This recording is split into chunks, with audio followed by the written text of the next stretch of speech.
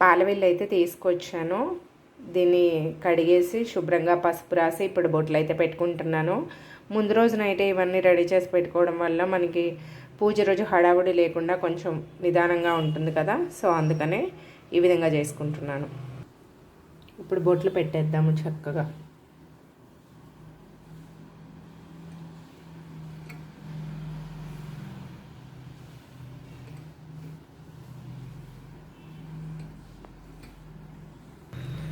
చక్కగా బొట్లు అయితే పెట్టేశాను. మొత్తం పైన వైపు కింద వైపు కూడా అక్కడక్కడ పెట్టేసుకుందాము.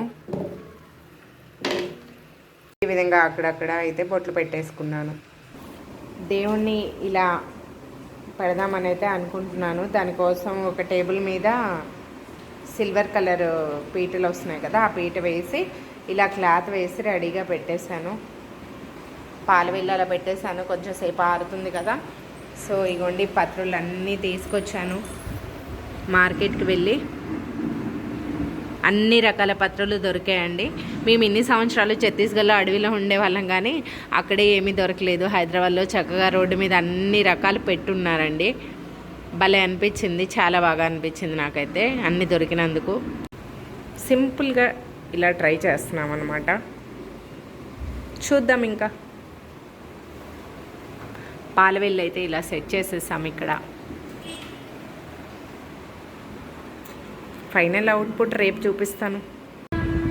చెప్పు హ్యాపీ వినాయక చవితి అని చెప్ప, కానీ అది వస్తుంది కదా తర్వాత చెప్తుండే. వాడు రెడీ అయిపోయి కూర్చున్నాడు. సూపర్. ఏం చేస్తున్నారండి? ప్రసాదం చేస్తున్నారా? ఓకే. మీ లైఫ్లోనే ఫస్ట్ టైం అనుకుంటా నా హెల్ప్ లేకుండా ప్రసాదం చేయడం. మంచిదే, అప్పుడప్పుడు ఇలాంటి మంచి పనులు కూడా చేస్తూ ఉండాలి. ఓకే, మంచిది, గుడ్. ఏం ప్రసాదం చేస్తున్నారు?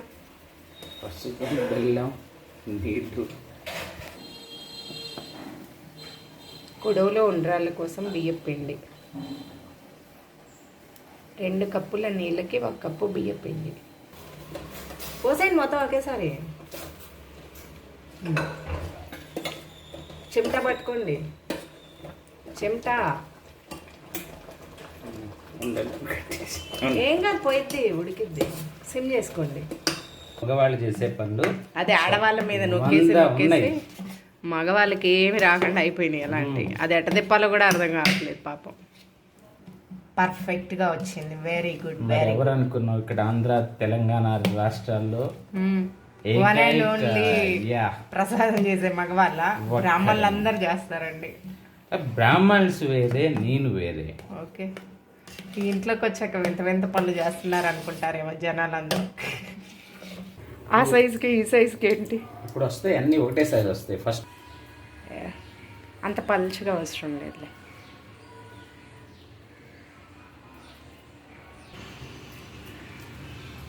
అంతే అంతే, దట్స్ ఇట్.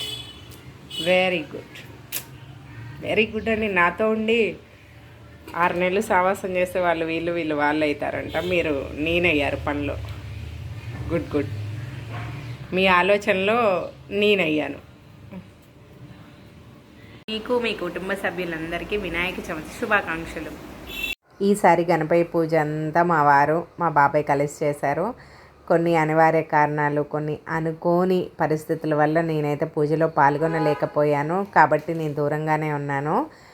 ఇక అన్ని ఏర్పాట్లు చేసుకున్నాం కదా, పూజను క్యాన్సిల్ చేయడం ఎందుకు అని చెప్పేసి ఇక మా వారు మా బాబాయ్ అయితే పూజను కానిచ్చేస్తున్నారు. ఫర్ ద ఫస్ట్ టైం అనుకుంటండి మా వారు పుట్టి పెరిగిన తర్వాత ఆయన భుజాల మీద పూర్తి బాధ్యత వేసుకొని పూజ చేయటం. ఎందుకంటే ఆయనకి అసలు పూజలే చాలా తక్కువ. అది మ్యారేజ్ అయిన తర్వాతే కాస్త నేర్చుకున్నారండి. ఆయన ఒక దండం పెట్టుకుంటారు, నేను అన్నీ రెడీ చేస్తే ఎప్పుడు కూడా, లేదు అంటే వచ్చి దీపం వెలిగించేటప్పుడు అలా వస్తారు. అలాంటిది ఆయన భుజాల మీద వేసుకొని అన్నీ పూర్తి బాధ్యతతో అలాంటి ఈ పూజ చేయడం అంటే చాలా గ్రేట్. నార్మల్గా రోజు ఇంట్లో దీపం పెట్టడం అంటే ఓకే చేయగలుగుతారు, కానీ ఇలాంటి పూజ అయితే ఫస్ట్ టైం అండి. ఫస్ట్ టైం అయినా కానీ ప్రసాదంతో సహా చేశారండి. కుడుములు, ఉండ్రాళ్ళు, అలాగే జిల్లేడికాయలు అన్నీ కూడా చేసి పెట్టి దేవుడికి చక్కగా పూజ చేశారండి.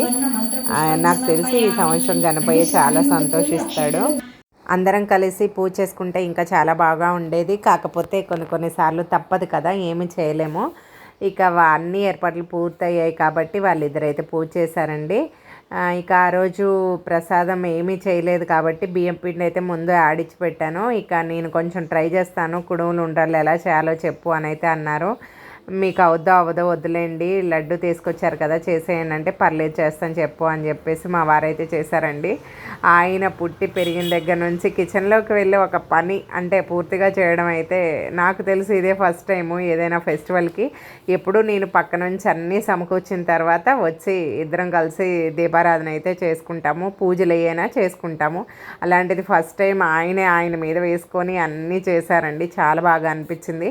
ఈసారి బొజ్జగణపయ్య మా వారితో పూజ చేయించుకోవాలనుకున్నారేమో బహుశా, అందుకనే నన్ను అలా పక్కన కూర్చోబెట్టి ఆయనతో పూజ అయితే చేయించుకున్నారు. ఎలాగోలా పూజ అయితే చాలా బాగా జరిగింది. మనసుకు చాలా తృప్తిగా ఉంది. ఇక పూజ అయితే చక్కగా పూర్తయిపోయిందండి. కొబ్బరికాయ అయితే కొట్టేస్తున్నారు. వినాయక చవితి మరుసటి రోజైతే మేము నిమజ్జనం అయితే చేసేసాము. ఒక కొత్త పాత్ర తీసుకొని అందులో నీళ్లు వేసుకొని పసుపు, కుంకుమ, గంధము, అక్షింతలు, పూలు అన్నీ వేసామండి. వేసి గణపయ్యని 3 సార్లు ఇలా అని అందులో వదిలేస్తే మట్టి గణపయ్యే కాబట్టి చక్కగా కరిగిపోతారు. ఆ మట్టినేమో కుండీలో వేసేసాము, నీళ్ళనేమో చెట్లకు పోసేసాము. నెక్స్ట్ ఇయర్ ఇంకా బాగా జరుపుకోవాలి అని మనస్ఫూర్తిగా కోరుకుంటున్నా, ఏ ఆటంకాలు లేకుండా.